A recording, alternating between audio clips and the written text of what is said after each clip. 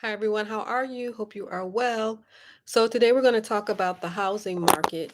As you know, mortgage rates are dropping just a itty bitty tiny bit, but home prices are still high. And so, some people are not buying as a result of these high prices. So, however, there are some locations that are not high. It depends on what location you're looking at. So, you can still find homes that are in the 70s, 80s. It depends on where you're looking. But according to the media, these home prices are too high and people are not buying. So there is something happening with the mortgage companies itself, and that is because less people are out here buying, they're actually laying off loan officers. So they are laying off people within the mortgage company itself.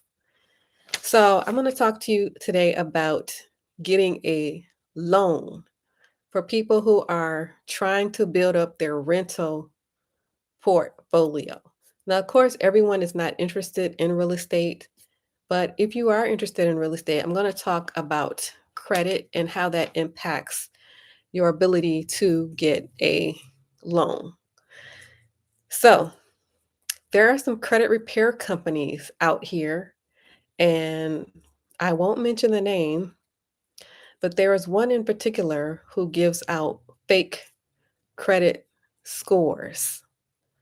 So the reason being is that they are selling stuff to you. So if you think that your score is going up, then you're going to keep paying them this monthly rate that they charge.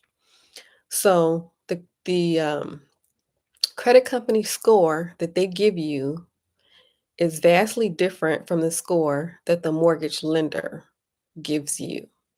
So that's one component. So if you are using a credit company, I just want you to know that and keep that in mind, that everything is not on the up and up. This is not all credit companies, but there is one in particular that I'll leave anonymous. They give out scores that are not correct. So the mortgage lender, they pull your scores also from Experian, TransUnion, Equifax. So the mortgage lender has your score on this side, and then the credit company has your score on this side. And according to the credit company, your credit score is here. According to the mortgage company, your credit score is here. So I think that's important for you to know on whether you decide to use credit companies or not. I'm not bashing them in general, but it's just something to know. This is not all companies, but there is one in particular that is doing it, and they will remain anonymous. So, as far as cleaning up your credit, why is that important? Well, cleaning up your credit is important because if you have a low credit score, they are going to charge you more money and they may even deny you a loan because of what is called a debt to income ratio. So, that's why it's important to work on cleaning your credit up. They're either going to deny the loan or they're going to charge you more than you should be paying. So, as far as your credit goes, credit cards, for example, 0 to 10% is where you should be as far as utilization. 0 to 10% is where you should be as far as utilization to get the best credit score. And 10 to 30 is the next level. So, say for example, you have a $900 credit card. This is the limit they gave you, for example, 900. So, the place to be is 0 to 10%. So 10% of this 900, so you should only have $90 on this $900 credit score.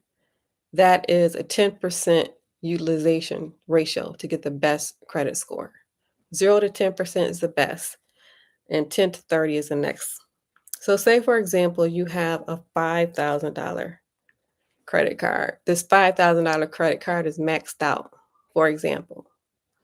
So, to increase your credit score and have the best credit score, your credit card should be at 10% utilization ratio. So take 5,000, multiply that by 10%.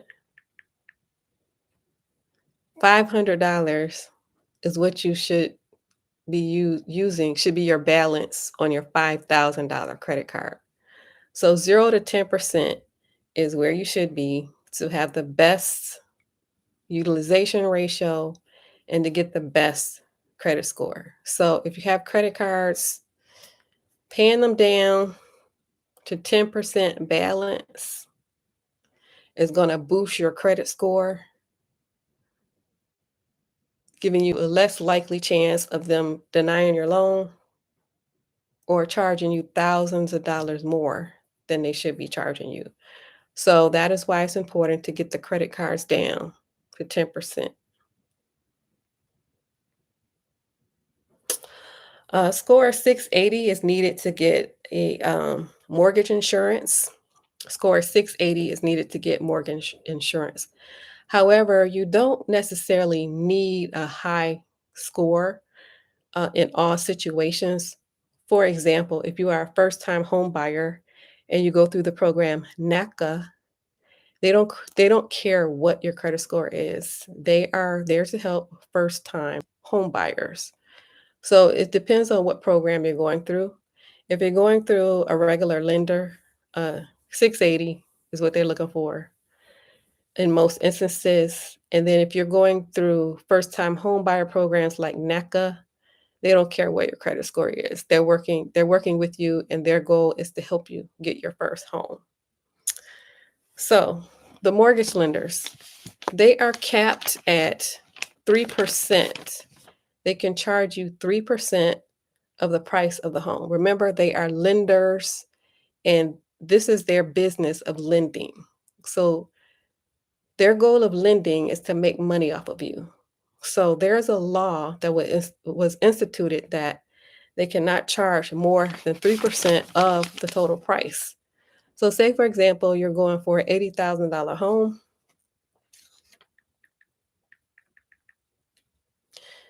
Take 3% of that. They will make $2,400 off of you, maximum, an 80K home. And so, reason being, this is why most lenders don't like giving you loans that are low in cost.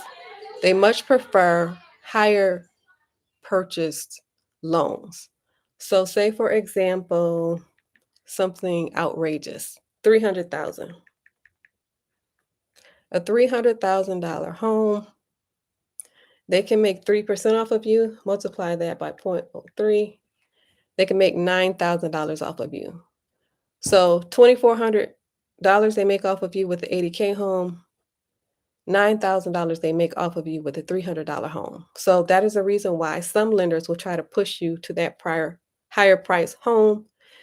And so just so you know the reason behind it, why are they trying to push me to this higher price home? And it's not a good idea to get the higher price home if you can't afford the mortgage, because the mortgage is still going to be on you in instances where the property is vacant or you don't have a tenant at the moment. So you want to make sure that you can still afford the mortgage, like get a home that is reasonable in price for you, that you can afford the mortgage, and you will know what that monthly mortgage is before you purchase that home. So the lenders charge what is called points. And so I'm going to give you an example. So the lender, I already mentioned they cannot charge more than 3%. But just say, for example, if the lender was to charge you 6.6 points, 6.6 points, 6.6 points, what does that mean? 6.6 points. What this means is 6% of the total cost. So, say for example, let's see, $150,000 home. Okay, say for example, $150,000 home, and the lender says they're going to charge you 6.6 points. So what that means is they're going to charge you 6% of this total price. So multiply that by 0.066, which comes to around $9,900 on average. That's how much the lender is charging you. So this is what 6.6 points mean. It means $9,900. Say if they were going to charge you 3 points, because remember I said the law states they can't charge more than 3%. So say you have this $150,000 home, and on the paper it says the lender is charging you 3 points. You just see this 3 points on your paper. What does this 3 points mean? This 3 points means 3% of the total cost. So you have this $150,000 house, multiply that 0.03, and it comes to about $4,500. That's how much the lender would make off of you. So how is this connected with your credit? Well, if your credit is maxed out and the utilization is high, remember the goal is 0 to 10%. Less than 30% is good. 0 to 10% is ideal.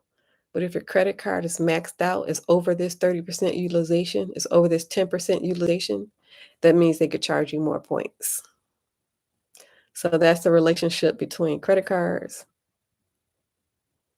and points. So if you reverse this credit card situation where the utilization is good, then the points that they charge you will be lower. So it's an inverse relationship. So like I said before, they're looking at your credit cards. They're looking at the whole picture, but they are looking at your credit cards to see if you are spending more than what the utilization is. And then they will deny you based on the debt to income utilization, um, or decide to charge you thousands of dollars more than what you should be paying. So getting the credit together is very important. And you could do that on your own by paying off your credit cards. You pay off your credit cards and your credit score is going to go up.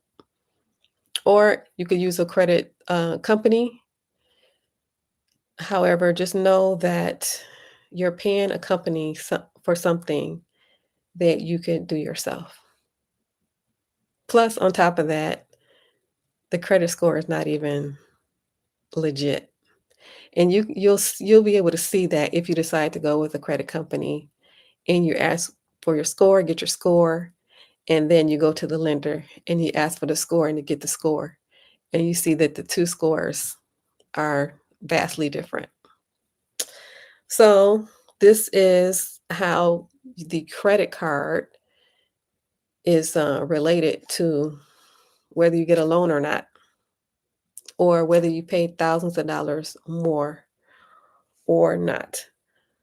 So how do you get a loan if you are being denied?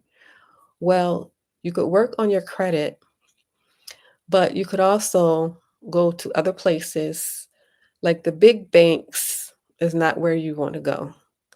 So you could go to other places like the small community local banks close to you or in the area where you're considering buying.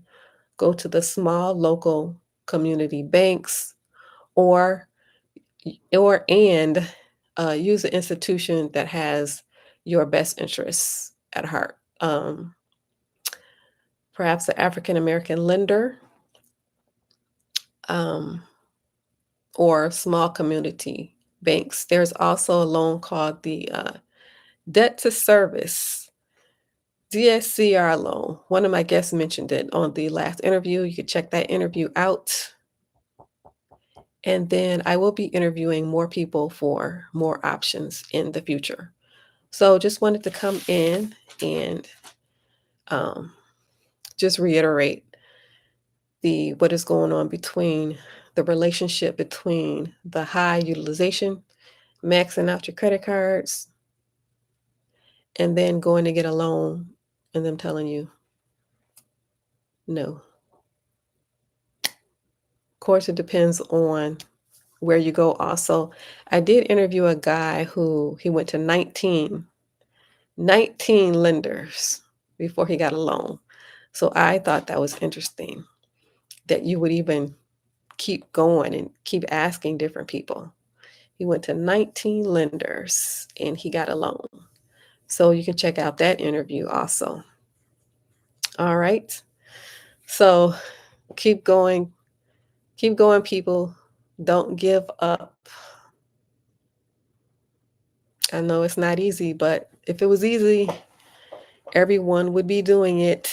And the fact that you're even on this journey means that you're on the right track because there are people all around you who don't even realize that there is a journey.